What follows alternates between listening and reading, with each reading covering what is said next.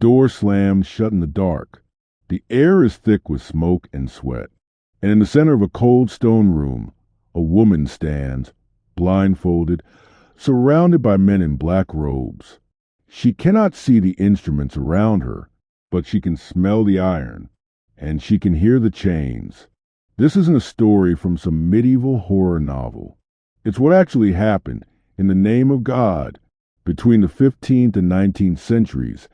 The Spanish Inquisition was one of the most feared religious courts in history. Its mission? To find heresy. Its methods? Ruthless. But what it did to women, that part is often forgotten. Some were accused of witchcraft. Others were caught reading the Bible in private. Many were turned in by their own neighbors or husbands. All were punished in ways that still shake the soul. This is not just a story about torture. It's a story about control, about how fear was used to keep women silent, obedient, and invisible. And it all started with a whisper. The knock at the door. She was called Maria Gonzalez, a silk weaver's wife in Seville. She wasn't rich, but she could read, and that alone made her dangerous. According to the official record, she was reported for unauthorized prayer. What that meant, she read scripture without a priest present. What it really meant, she thought for herself. Her neighbor turned her in. The Inquisition always paid close attention to rumors, and once they had a name, they rarely stopped. Maria was arrested at night. She didn't get a lawyer. She didn't know who had accused her. That's how the system worked. Anonymous informants, secret trials. No way to defend yourself.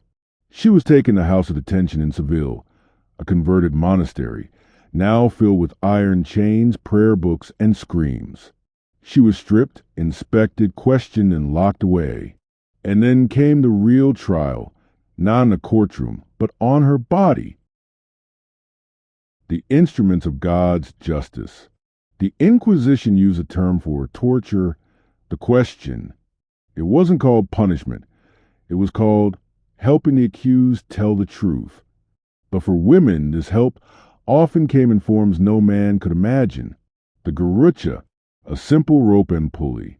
The woman's wrists were tied behind her back, then lifted until her shoulders tore. Sometimes they added weights to her ankles.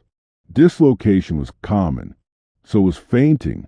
One inquisitor wrote that the screams offended the ears of Christ. The pair, a metal device, inserted into the mouth, or worse, and then slowly expanded using a screw mechanism. It ripped tissue. It crushed bone. And it left no clean wounds, only silence. The iron collar, not to kill, but to make sleep impossible. Sharp prongs dug into the jaw and chest. After 2 or 3 days without rest, most women confessed to anything. And this wasn't secret. These devices were displayed openly in some tribunal rooms, reminders to the next woman brought in. But still, some refused to confess. That's when the Inquisition used its most powerful weapon. Shame. Strip the body, break the spirit. The Inquisition didn't just attack flesh. It attacked dignity. Women were often forced to stand naked in front of male judges, accused of impurity, vanity, or tempting priests. Some were examined for marks of the devil. Others were accused of hiding amulets or forbidden herbs inside their clothes or bodies. Midwives were special targets. Because they handled birth and death, they were seen as suspicious, too close to God's mysteries. Many were accused of witchcraft, not because they performed rituals, but because they knew how to help women give birth without pain. That was considered heresy, because pain, they said, was a punishment from Eve. One midwife, Isabel del Valle, was accused of sorcery for placing herbs under a laboring woman's tongue. She was stripped, shaved, and chained in a standing position for 3 days. She confessed on the 4th. No one ever asked if what she did had saved lives. Why women were targeted. There's a reason the Inquisition went after women. And it wasn't just religion. It was power. Most women accused of heresy were poor, unmarried, or widowed, literate or curious, midwives, healers, or outspoken in church. In other words, they were women who didn't fit the mold, women who asked questions, women who read books, women who didn't wait for permission. To the Inquisition, that wasn't just suspicious, it was dangerous. The tribunal. After weeks, sometimes months, of interrogation and torture, came the trial, but there were no lawyers, no witnesses, no appeal. Women stood alone before a table of men in black robes. The judges read from scrolls filled with accusations, most vague, some completely false. You couldn't face your accuser. You couldn't ask for evidence. You could only speak, if you were strong enough to stand. Maria Gonzalez's trial lasted less than an hour. She confessed to praying without supervision and entertaining impure thoughts. She was sentenced to public penance. What that meant? She would walk barefoot through the streets, wearing a tall paper hat labeled heretic, while crowds spat at her. Others weren't so lucky. The fire. Some women were burned alive, not in secret, not as a last resort, but as public theater. It was called an auto da fe, an act of faith. Thousands would gather. Trumpets would sound. A priest would preach. And then the flames would rise. One historian wrote, "The fire cleansed the soul, but consumed the body." The women rarely screamed. By then, they had no voice left to offer. The ones who disappeared. Not every woman who suffered under the Inquisition ended up in flames. Some were sent to convents, forced into silent lives they never chose. Others were banished, stripped of land, title, family. Many were never recorded at all. They vanished into stone walls and forgotten dungeons, their names erased, their stories buried.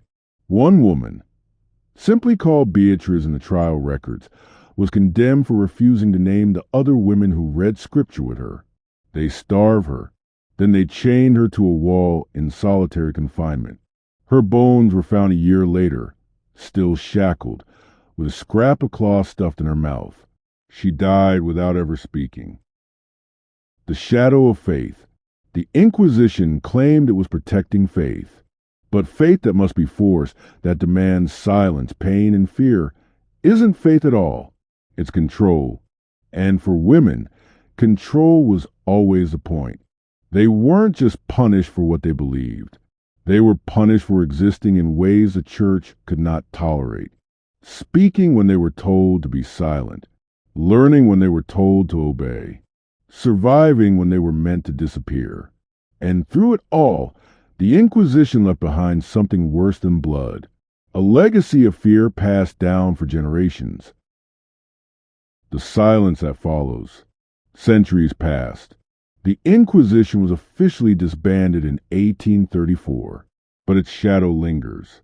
In parts of Spain, even today, families won't speak of ancestors who were questioned. Church records were destroyed. Names were lost.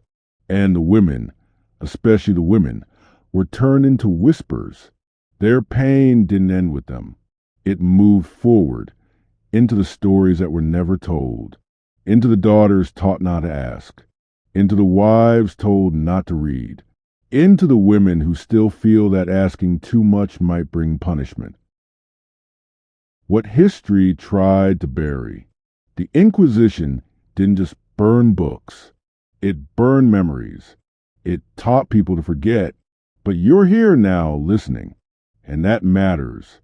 Because every time we remember what was done to women in the name of God, we stop it from happening again. Every time we speak their names, the Marias, the Isabels, the Beatrices, we pull them back out of the dark. History is full of wounds, and the Spanish Inquisition carved some of the deepest, but silence doesn't heal them. Truth does. They tore out her tongue, so she couldn't speak heresy. But even without a tongue, she prayed. Even without a name, she remained. Even without a body, her story stayed behind. This is what they did to women, and this is why we remember. Subscribe to History's Wounds to uncover the darkest truths they never wanted you to know.